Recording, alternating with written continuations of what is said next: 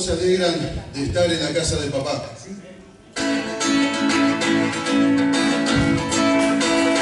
Con tu sangre nos han rescatado, apagado nuestra traición. Con tu sangre nos han rescatado, perdonado nuestros anteriores.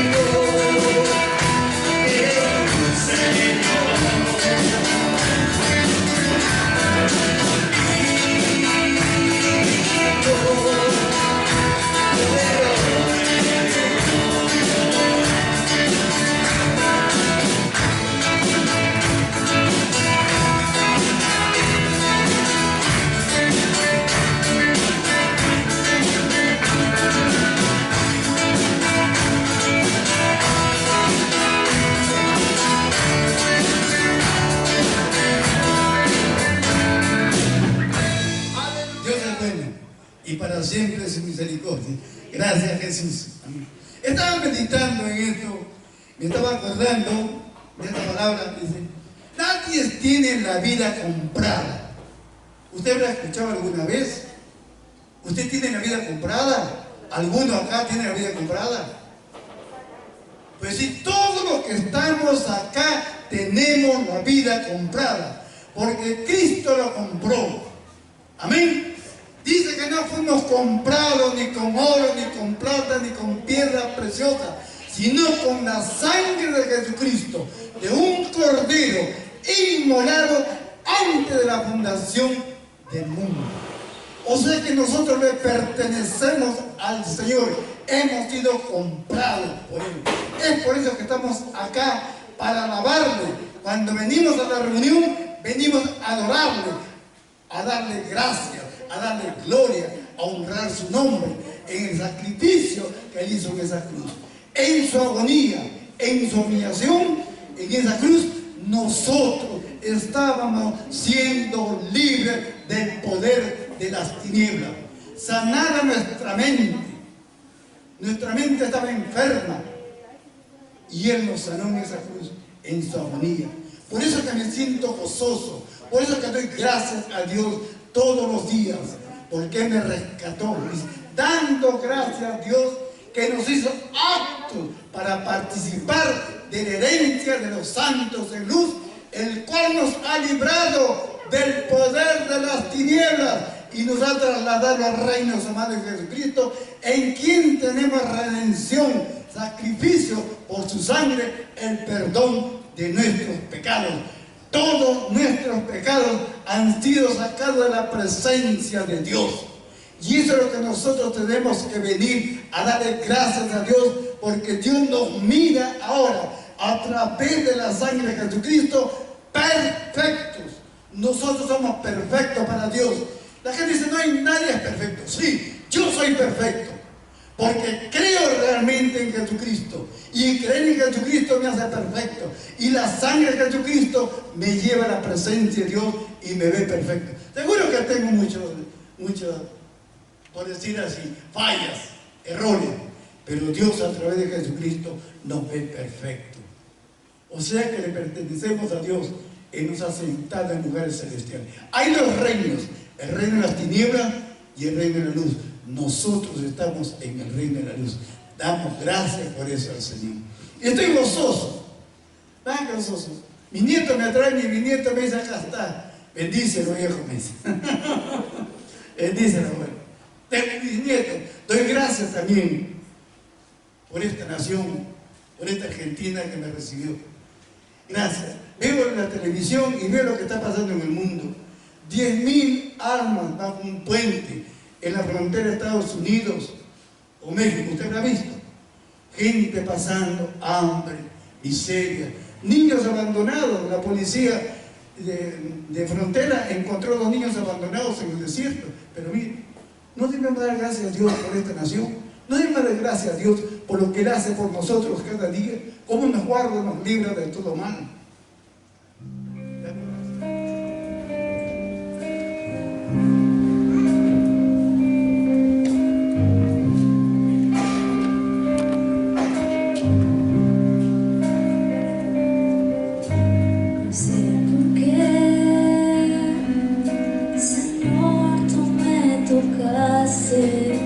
No sé por qué en mí tú te fijaste, pero sí sé que es grande tu amor por mí.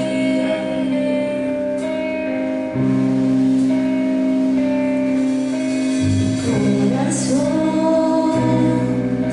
está agradecido. Mi corazón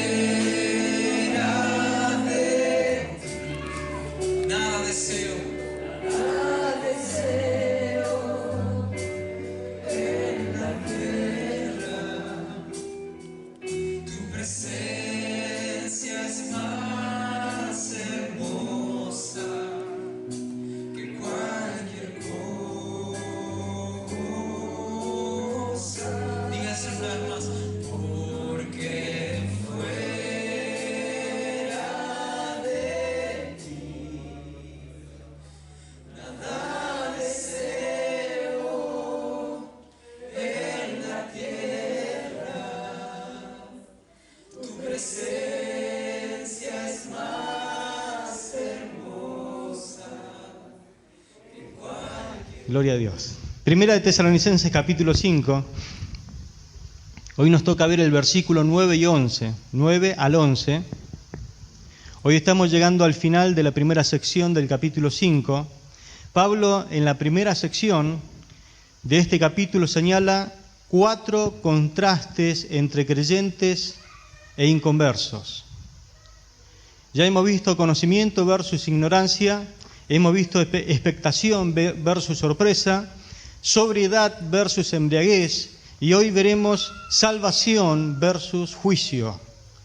Dice el versículo 9 al 11, porque no nos ha puesto Dios para ira, sino para alcanzar salvación por medio de nuestro Señor Jesucristo, quien murió por nosotros para que ya sea que velemos o durmamos, vivamos juntamente con Él. Por lo cual, animaos unos a otros y edificaos unos a otros, así como lo hacéis. ¿Cuántos dicen amén a esto?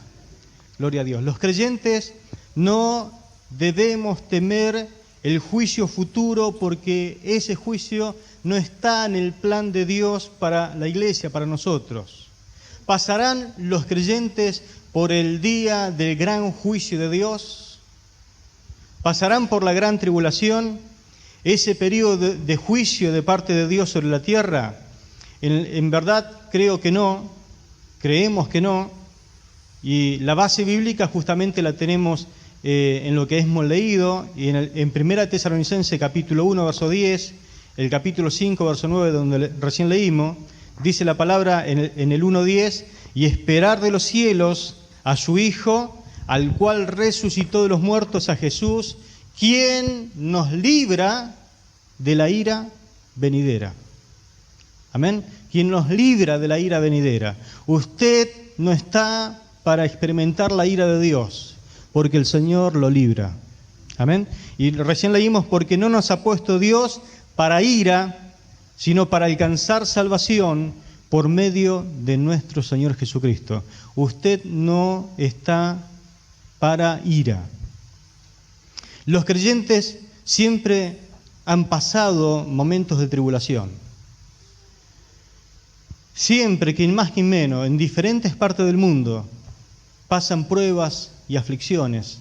Hoy en día está el tema de Afganistán y un montón de otros lugares donde directamente los matan a los hijos de Dios, a los creyentes.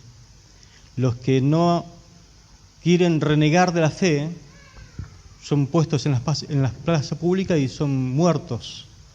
Pero eso es parte de lo que Dios ya predijo que iba a suceder.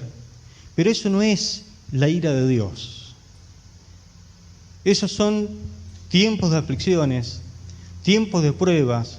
Y es lo que Jesús dijo, por ejemplo, en Juan capítulo 15, versículo 18 al 25. Anótelo. Juan 15, 18, 25. Y Juan 16, 33, un versículo muy clásico para nosotros. Dice la palabra lo siguiente: si el mundo los odia, ¿cuántos saben que el mundo odia a los creyentes? ¿Por qué nos odia? Porque no tomamos, porque no fumamos, porque no engañamos a la esposa, porque somos fieles obreros. Es decir, nos odia. Y es normal. Es decir, si el mundo odia a los creyentes, es normal. Dice, si el mundo los odia, recuerden que primero me odió a mí. A los suyos vino, los suyos no lo recibieron. Si ustedes fueran del mundo, el mundo los amaría como ama a su propia gente. Pero ustedes no son del mundo. Yo los elegí para que no fueran parte del mundo, y por eso el mundo los odia. Recuerden lo que les dije: un siervo no es más que su amo. Si ellos me persiguieron, también los van a perseguir a ustedes. Esto es lo que está sucediendo hoy. Esto es lo que sucede en cualquier parte del mundo. Te persiguen en el trabajo, te persiguen en todas partes. Si obedecieron lo que yo les enseñé, también obedecerán lo que ustedes les enseñen. Les harán todo esto por causa de mi nombre, porque no conocen al que me envió. Si yo hubiera venido y hablado con ellos, no serían culpables de ningún pecado. Perdón, si yo no hubiera venido y hablado con ellos, no serían culpables de ningún pecado. Pero ahora no tienen excusa por su pecado. El que me odia a mí, odia a mi Padre. No tendrían ninguna culpa si yo no hubiera hecho las obras que hice entre ellos. Si no hubiera sido así, no serían culpables, pero han visto las obras que hice y siguen odiándonos a mí y a mi Padre. Sin embargo, todo esto sucedió para que se cumpliera lo que se escribió en su ley. Ellos me odiaron sin causa. Amén. Nos odian sin causa. Lo odiaron a Jesús sin causa. Dice la palabra en Juan 16:33, estas cosas os he hablado para que en mí tengáis paz. En el mundo tendréis aflicción, pero confiad, yo he vencido al mundo. Amén. Gloria a Dios. Así que cuando usted pase aflicción, cuando sea perseguido por sus seres queridos, por sus familiares, cuando usted sea perseguido por sus compañeros de trabajo, no se alerte demasiado, es cumplimiento exacto de la palabra de Dios. Vamos a ser afligidos, pero no es la ira de Dios, no es la aflicción que va a venir sobre la tierra. Seremos afligidos, pero no pasaremos por el período denominado la gran tribulación que ha de venir sobre un mundo perdido. Porque todo esto tiene que ver con la ira de Dios. El día del Señor, ¿se acuerdan la vez que enseñé la última predicación? Por eso, una de las preguntas de los tesalonicenses justamente daba vuelta con relación a esto, apuntaba a esto. Ellos le escribieron a Pablo, lo que estamos pasando nosotros, la aflicción que estamos viviendo, la persecución que estamos viviendo porque nos están matando, Pablo, por causa del nombre de Jesús. Esto tiene que ver con el día de la ira de Dios. Esto es parte de lo que Dios planificó como el día de su ira. Y Pablo justamente le escribe y nosotros tenemos esta aclaración. Los que atravesaban ellos solamente eran una leve tribulación comparado con lo que va a venir sobre la tierra. Por eso nuestro futuro, como creyente, como hijos de Dios, está asegurado por la palabra de Dios. Por eso hacemos bien en estudiar la Biblia. ¿Por qué nosotros tenemos un futuro asegurado? Permítame tomarme un tiempito con esto para que usted tenga base bíblica para creer. ¿Por qué? Dice la Biblia, porque no nos ha puesto Dios para ira. Dios no nos ha puesto para ira. Antes de tener la esperanza de la salvación, según 1 Tesalonicenses 5:8, antes sí habíamos sido puestos para ira. El mundo que usted conoce, las personas sin conversa, están reservadas para ira, para la ira de Dios. Pero ya no somos puestos para ira, dice la palabra, sino que ahora alcanzamos salvación por medio de nuestro Señor Jesucristo. Por eso le cantamos, por eso le alabamos a Él. Ira, el enojo de Dios. ¿Por qué es importante entender este tema de la ira de Dios? ¿A qué se refiere Pablo cuando advierte acerca de la ira de Dios? La Biblia especifica que fuimos salvos del mundo. ¿Cuándo fueron salvos del mundo? Fuimos salvos de la carne, ¿sí? De lo que está dentro nuestro que tira siempre hacia lo malo. Fuimos salvos del diablo. ¿Cuántos fueron salvos del diablo? Del mundo, de la carne, del diablo. Pero primero, ante todo esto, somos rescatados de la ira de Dios. Fuimos rescatados de la ira de Dios. La ira que usted y yo merecíamos. Todo el contexto de Pablo aquí es el rescate del creyente de la ira de Dios. Nuestra agenda para ira de Dios fue designada de dos maneras, según lo que nosotros tenemos en la Escritura. Primero, ¿por qué estábamos reservados para ira? ¿Por qué el mundo está reservado para ira?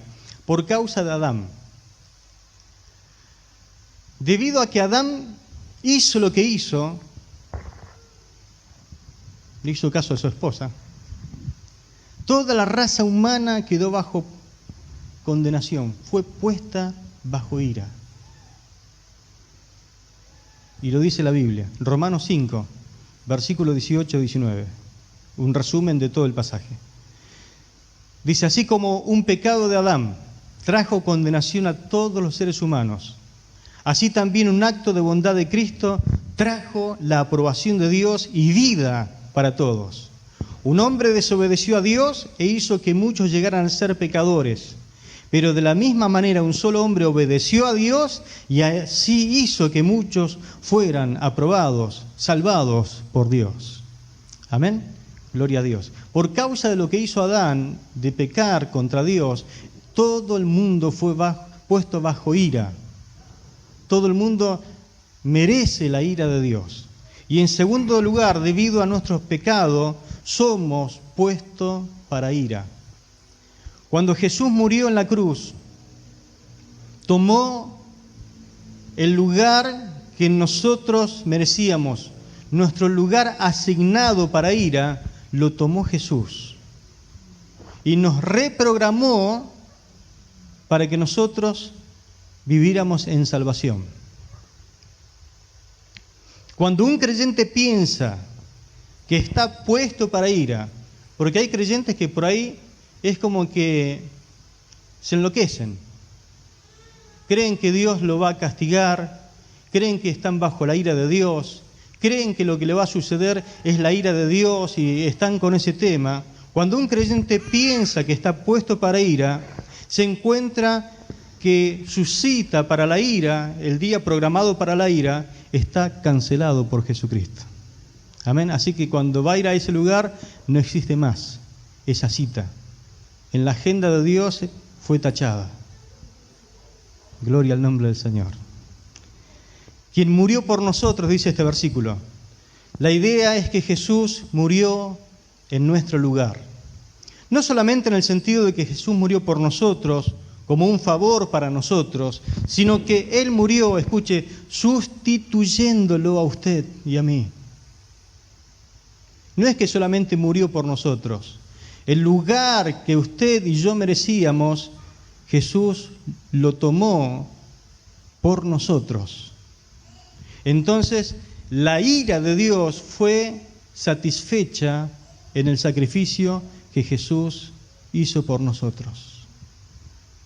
Toda la ira de Dios que nosotros merecíamos, Dios la cargó sobre Jesús. Porque no nos ha puesto Dios para ira, sino para alcanzar salvación. Pablo puso al lado dos ideas interesantes aquí. Puesto, hace hincapié en la soberanía de Dios. A Dios le plació hacer eso. Dios tomó la iniciativa de querer salvar al ser humano. Pero obtener es una palabra que hace hincapié en el esfuerzo humano que también tiene que poner. Juntas muestran el alcance completo de la salvación. Involucra tanto iniciativa divina como también el esfuerzo humano necesario para alcanzar, por medio de la fe, la salvación.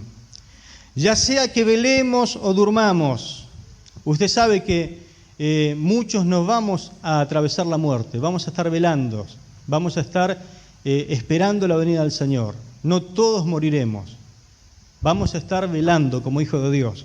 O sea que durmamos, vivamos juntamente con Él. Si estamos vivos, seremos transformados. Si hemos dormido ya en Cristo, vendremos con el Señor y en el aire habrá una transformación en fracciones de segundos y juntos recibiremos al Señor en el aire y así estaremos siempre con el Señor. ¿Cuánto creen esto?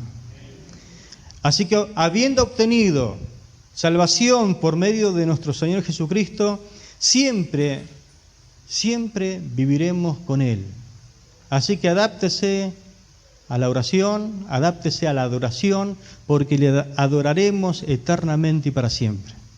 Hay gente que me dice, pastor, pero a mí no me gusta cantar. Aprenda a cantar. Ame cantar.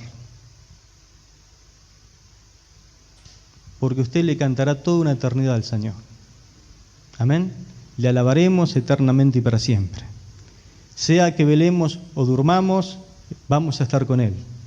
Quien murió por nosotros, ya sea que velemos o durmamos, la muerte de Jesús, mi hermano, no es suavizada llamándola a dormir. Jesús murió literalmente, pero la suavizó para nosotros. A nosotros ya no es muerte, es dormir. Pero Jesús murió. Su muerte fue muerte para que la nuestra solamente sea un sueño. Gloria a Dios, dormimos en Cristo Jesús. Creo que la iglesia, mis hermanos, será arrebatada y llevada al cielo antes de la ira de Dios, antes de lo que la Biblia llama la gran tribulación. Y permítame compartir algunas razones por qué creo esto, por qué creemos esto. Número uno, por la naturaleza de la iglesia. La iglesia es el cuerpo de Cristo. ¿Y quién es la cabeza de ese cuerpo? Cristo Jesús. Cristo Jesús. Colosenses 2:19 dice, esa gente no está unida a Cristo, que es quien gobierna la iglesia y quien le da más y más fuerza. Cristo le da a la iglesia todo lo que necesita y une a todos sus miembros de acuerdo con el plan de Dios. Mi hermano, cuando Cristo murió por nosotros en la cruz, llevó sobre sí, sobre su cuerpo, el castigo que merecían nuestros pecados. Y ha prometido que la ira de Dios nunca caerá sobre nosotros. Y lo prometió Él, que dijo, yo soy la verdad. El que oye mi palabra y cree al que me envió, tiene vida eterna y no vendrá a condenación, mas ha pasado de muerte a vida. Amén. No vendrá a condenación. Usted no está para experimentar condenación. El día del Señor es el día de la ira de Dios y sería injusto ejecutar de nuevo un juicio sobre la iglesia que ya fue ejecutado sobre la persona de Jesucristo. Amén. No se pueden hacer dos juicios sobre la misma causa. Ya el juicio que usted merecía y yo merecía ya fue ejecutado sobre la persona de Jesucristo. Gloria al nombre de Jesús. Segunda razón, la naturaleza de la tribulación. Este es el tiempo en que Dios juzgará a las naciones gentiles. Este es el tiempo que también Dios va a utilizar cuando hablamos del día del Señor, la ira de Dios, la gran tribulación. Dios va a purificar a su pueblo Israel y lo va a preparar para la llegada del Mesías que viene del cielo. Nosotros venimos con Él.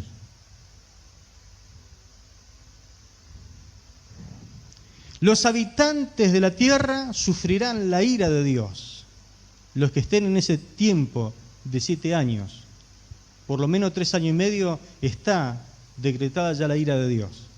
Dice Apocalipsis 3:10, por cuanto has guardado la palabra de mi paciencia, yo también te guardaré de la hora de prueba que ha de venir sobre el mundo entero para probar a los que moran sobre la tierra. Nosotros no estaremos más en la tierra, estaremos con Cristo. Como perseveraste, podríamos decir este versículo, parafraseándolo, cuidaré de ti durante el juicio, te cuidaré de la gran tribulación que viene sobre el mundo cuando todos los habitantes de la tierra serán juzgados. Nosotros no estamos para esto. Nuestra ciudadanía está en los cielos, de donde esperamos a nuestro Salvador. ¿Cuánto dicen amén a esto? Filipenses 3:20. Nosotros, en cambio, somos ciudadanos del cielo y esperamos de allí que vuelva nuestro Señor y Salvador Jesucristo.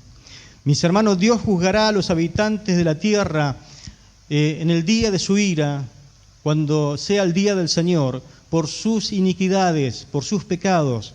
Isaías capítulo 26, anote, verso 20-21. Isaías 26, verso 20-21. Pero en la cruz, mis hermanos, Él ya ha juzgado el pecado de nosotros los creyentes, en la cruz del Calvario. Dice esta palabra, anda pueblo mío, entra en tus aposentos, cierra tras ti tus puertas, escóndete un poquito, por un momento, en tanto que pasa la indignación. ¿Escuchó? El Señor nos está diciendo que hay un pueblo que va a ser escondido. No va a pasar por la tribulación. Escóndete y el Señor nos esconderá en el hueco de su mano. Nos guardará. Porque he aquí que Jehová sale de su lugar para castigar al morador de la tierra por su maldad contra él. Y la tierra descubrirá la sangre derramada sobre ella y no encubrirá ya más a sus muertos. ¿Sabe qué significa esa palabra? Los crímenes de los violentos no quedarán sin castigo. ¿Vio cuánta maldad hay hoy en día? ¿Cuántos asesinatos? ¿Cuánta violencia? ¿Usted cree que a Dios se le va a pasar algo de eso? Dios castigará. Está tomando cuenta, pero castigará a todos los violentos, a aquellos que han asesinado injustamente, en el día de su gran ira. Amén. Tercera razón, por la promesa de la venida inminente de Cristo. La palabra inminente significa a punto de suceder. Este mundo sabe, hasta los más incrédulos se dan cuenta que algo está a punto de suceder. ¿Cuánto creen que algo está a punto de suceder? ¿Y qué es eso que está a punto de suceder? Que Cristo viene a buscar a su iglesia. Amén. Nada tiene que ocurrir para que Cristo venga, excepto la salvación de la última persona que va a completar el cuerpo de Cristo sobre esta tierra, que es la iglesia. Vaya a saber quién es el último de los salvados, pero cuando sea el último y el Señor diga, bueno, se completó la iglesia, Él dice, bueno, ya está la iglesia, la voy a buscar para llevármela. Si el arrebatamiento de la iglesia no ocurriera antes de la tribulación, sabríamos cuándo vendría el Señor, porque la secuencia, las señales y los tiempos están descritos en Apocalipsis capítulo 6 al capítulo 19. Si usted quiere saber qué es la ira de Dios, qué es el día de su indignación, qué es la gran tribulación, lea Apocalipsis capítulo del 6 al 19 y allí usted verá todo lo que Dios ya preparó para que caigan en forma de juicios, a través de sellos, a través de trompetas, a través de ollas que se derraman sobre la tierra. Vale la pena notar que en esos capítulos 6 al 19, que el Señor habla justamente de la ira, del juicio, del capítulo 4, verso 1, hasta el capítulo 22, versículo 13, nunca se menciona la palabra iglesia. Todo eso está reservado para el mundo, no para la iglesia. También debemos tener en cuenta que Pablo, inclusive él esperaba en sus días, cuando estaba con vida, esperaba que el Señor venga a buscar a su iglesia. Dice, nosotros los que vivimos, se incluye. Él esperaba también el rapto. El apóstol Juan abrigaba la misma esperanza que concluyó Apocalipsis poniéndole la firma diciendo, sí, ven, Señor Jesús. ¿Cuántos dicen en esta noche, sí, ven, Señor Jesús? Amén.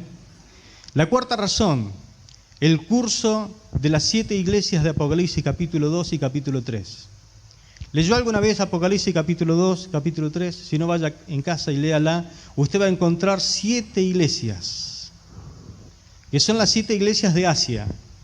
Muchos estudiosos de la Biblia creen que el Señor escogió estas 7 iglesias para ilustrar lo que sería el curso completo de la era eclesiástica. Éfeso, por ejemplo, la primera iglesia, podríamos decir que sería el tiempo de los apóstoles, el tiempo donde todavía vivían los apóstoles. Esmirna, por ejemplo, sería la iglesia que fue perseguida en los primeros siglos. La última iglesia, ¿cuál es? La de la Odisea. ¿Se acuerdan? Que no era ni frío ni caliente, por lo tanto Esa es la última iglesia. Esa es la última iglesia. Una iglesia que no se sabe lo que es, pero que dice, yo soy rica, me he enriquecido y no tengo necesidad de ninguna cosa. Y el Señor como que le saca un pantallazo así rápido, le ve su interior y dice, el panorama no es así. Eres un desventurado, pobre, ciego y desnudo. Tenía un concepto equivocado de sí mismo la iglesia. Pero ¿cuál es la iglesia? Si esa es la final, ¿cuál es la iglesia anterior? La iglesia de Filadelfia. Nosotros somos la iglesia de Filadelfia. Este es el periodo, el tiempo de la iglesia de Filadelfia. Está en Apocalipsis capítulo 3, versos 7 al 13, y describe una iglesia débil, pero fiel. El periodo precisamente antes de la venida de Cristo. Una iglesia evangelística, con grandes oportunidades, con puertas abiertas, que proclama pronta la venida de Cristo. Por ejemplo, dice uno de sus versículos, yo conozco tus obras, he aquí, he puesto delante de ti una puerta abierta, la cual nadie puede cerrar, porque aunque tienes poca fuerza, has guardado mi palabra y no has negado mi nombre. Por cuanto has guardado la palabra de mi paciencia, escuche, yo también te guardaré de la hora de la prueba que ha de venir sobre el mundo entero para probar a los que moran sobre la tierra. He aquí yo vengo pronto. Retén lo que tienes para que ninguno tome tu corona. Amén. A dicha iglesia Cristo le ha prometido, a esa iglesia le ha prometido la liberación de un juicio. ¿Qué juicio? La gran tribulación, la ira de Dios, el día del Señor. Esta misma enseñanza se encuentra en lo que leímos recién al comienzo, Primera de Tesalonicenses 5:9, Dios no nos ha escogido para derramar su ira sobre nosotros, sino para salvarnos a través del Señor Jesucristo. Gloria a Dios. Quinta razón, el orden de los eventos. Segunda de Tesalonicenses capítulo 2, anótelo, no lo vamos a ver hoy, pero ahí hay una secuencia, hay orden puesto por Pablo acerca de acontecimientos. Estudiaremos esto quizás en otro momento, más adelante, porque no nos corresponde, pero debemos notar allí que el orden que usa Pablo armoniza con el orden indicado en otros pasajes proféticos.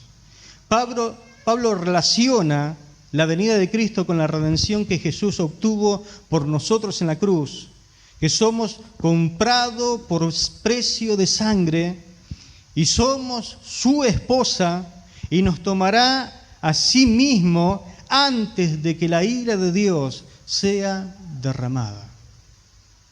Recordemos que Cristo murió por nosotros. ¿Cuántos saben eso? ¿Para qué Cristo murió por nosotros? Número 1, para que viviéramos por Él. Usted no tiene derecho a vivir para usted mismo, porque usted fue comprado y le pertenece a Jesús. Dice 1 de Juan 4:9, en esto se mostró el amor de Dios para con nosotros, en que Dios envió a su Hijo unigénito al mundo para que vivamos por Él. ¿Por quién tiene que vivir usted? Por Cristo Jesús. Para que viviéramos por Él. Número 2, ¿por qué murió el Señor?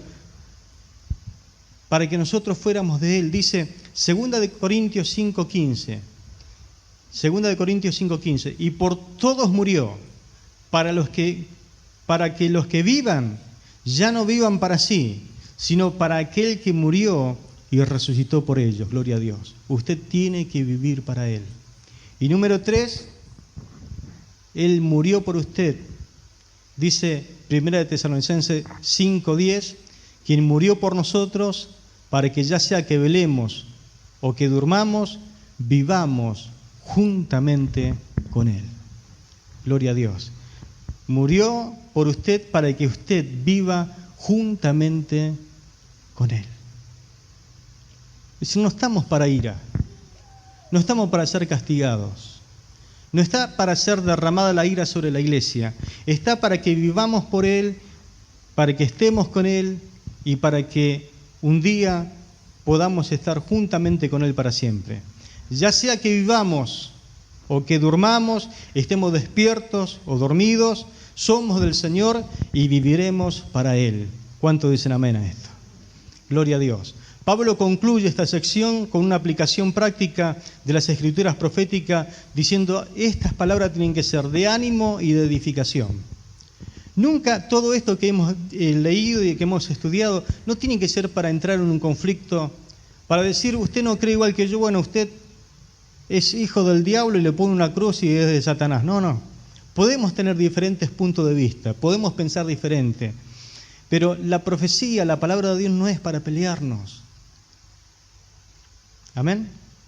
No es para pelearnos y agarrarnos de los pelos y decir, usted es un incrédulo, no. Esto tiene que ser para ánimo y para edificación. Ánimo y edificación. El hecho de que nos reuniremos con nuestros amados y que estaremos siempre con el Señor es una fuente de ánimo. Por tanto, alentaos los unos a los otros con estas palabras. Y el hecho de que no vamos a sufrir la ira de Dios durante el día del Señor es otra fuente de ánimo. Por lo cual dice 5:11, animaos unos a otros y edificaos unos a otros como sé que lo hacéis. La primera es como que es una cosa positiva, la segunda negativa, pero en ambos nos consuela la palabra de Dios. La verdad de la venida del Señor es inminente y nos anima a guardarnos puros. El que tiene esta esperanza se purifica a sí mismo como Él es puro. A trabajar fielmente. Si Cristo viene, y eso sépalo, hermano, viene sí o sí. Si el Señor viene, usted tiene que trabajar fielmente en lo que el Señor le ha asignado. Dijo el Señor, ¿quién es el mayordomo fiel y prudente, al cual su Señor pone sobre su casa para que dé a su tiempo su ración? Bienaventurado aquel siervo al cual cuando su Señor venga le halle haciendo así. En verdad os digo que le pondrá sobre todos sus bienes. Mas si aquel siervo dijera en su corazón, mi Señor tarda en venir, y comenzare a golpear a los criados y a las criadas, y a comer y a embriagarse, vendrá el Señor de aquel siervo en el día en que éste no espera, y a la hora que no sabe, y le castigará duramente y le pondrá con los infieles. Aquel siervo que conociendo su voluntad, la voluntad de su Señor, no se preparó ni hizo conforme a su voluntad, recibirá muchos azotes. Mas el que sin conocerla hizo cosas dignas de azote, será azotado poco, porque a todo aquel a quien se le haya dado mucho, mucho se le demandará. Y al que mucho se le haya confiado, mucho se le pedirá. Yo temblaría con esta palabra, hermano. Nos anima el hecho de conocer que Cristo viene pronto, ir a la iglesia y amar a los hermanos. Hebreos 10:25 dice, no dejando de congregarnos, como algunos tienen por costumbre, sino exhortándonos, y tanto más cuando veis que aquel día se acerca. La seguridad, hermano, de que estaremos con el Señor nos fortalece en las dificultades de la vida. En algún momento usted va a estar con el Señor, rápidamente usted va a estar con Cristo. Pero si tiene que pasar dificultades y tribulaciones, créame que lo que usted pasa ni es comparado con aquello que nos espera en el Señor. Dice 2 Corintios 5, versículo 1 al 8, no voy a leer, solamente hago un resumen.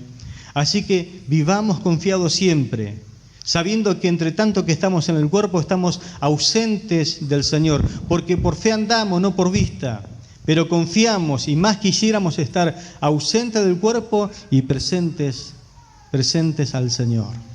Amén. Es decir que Pablo decía, lo más hermoso es estar con Cristo. Pero si tenemos que estar presentes aquí, haciendo la obra y trabajando por Cristo, bueno, será un tiempo que tenemos que pasar. Pero lo más lindo, lo más hermoso es estar con el Señor. Y nos motiva esto a ganar a los perdidos y a cuanto usted conozca, hermano, que no ha hecho a Cristo el Señor de su vida, está perdido. Segunda de Corintios, pero la parte, capítulo 5, versículo 9 al 21, la parte posterior, le hago un resumen. Dice, porque es necesario que todos nosotros comparezcamos ante el tribunal de Cristo. Sépalo, hace mucho que le vengo diciendo esto, usted va a comparecer ante un tribunal y va a ser juzgado. Para que cada uno reciba según lo que haya hecho mientras estaba en el cuerpo, sea bueno o sea malo. Dice, conociendo pues el temor del Señor, persuadimos a los hombres, pero a Dios le es manifiesto lo que somos, y espero que también lo sea a vuestras conciencias. De modo que si alguno está en Cristo, nueva criatura es. Las cosas viejas pasaron, y aquí son todas hechas nuevas. Y todo esto proviene de Dios, quien nos reconcilió consigo mismo por Cristo y nos dio el ministerio de la reconciliación. Que Dios estaba en Cristo reconciliando consigo al mundo, no tomándoles en cuenta a los hombres sus pecados, y nos encargó, a ti, a mí, a nosotros, la palabra de reconciliación. Así que somos embajadores en nombre de Cristo, como si Dios rogase por medio de nosotros. Os rogamos en nombre de Cristo. Yo te ruego en esta noche, reconcíliate con tu Dios. Reconcíliate con tu Dios, porque usted no sabe en qué momento le tocará partir a la eternidad. Usted no sabe cuándo va a partir a la eternidad. Pero si usted tiene una cita, porque está establecido, a los hombres que mueran una sola vez. Y después de esto, el juicio. Si usted se tuviera que encontrar con la muerte, porque en la agenda de la muerte hay una cita con usted, usted pueda saber que se ha reconciliado con su Dios. Lo mejor que nos puede pasar es habernos reconciliado con Dios aquí en la tierra. Dios te ha traído en esta noche para reconciliarte con Él. Amén. Muchos creyentes que gozan de una buena situación, a veces cómoda aquí, rara vez están pensando que un día van a tener que dejar todo esto y volar a la presencia del Señor. Se olvida que un día van a comparecer ante el tribunal de Cristo por lo que ha hecho mientras estaba en el cuerpo por Cristo. Por eso debemos, hermano, sostenernos y edificarnos con estas palabras, y cada vez que nos veamos, animar a nuestros hermanos, edificarlo, animarle. Si no has confiado en Cristo, entonces te espera el juicio, ya que está establecido que una vez que partamos a la eternidad, ya no hay más oportunidad. No hay necesidad de andar a oscuras, ya que la palabra de Dios es luz. Y hoy mismo usted puede hacer de Cristo su Salvador y su Señor. No tiene que estudiar mucho, no tiene que saber muchas cosas. Lo único que tiene que decidirse por el Señor y decirle, quiero que tú seas el dueño de mi vida y de hoy en más voy a vivir para ti. Porque todo aquel que invocare el nombre del Señor será salvo. Amén. Yo quiero que usted sea salvo. El Señor murió para que usted sea salvo. Lo puso para salvación, no para ira. Pero si usted rechaza a Cristo, va a tener que ser puesto para ira. Amén. Cierre sus ojos.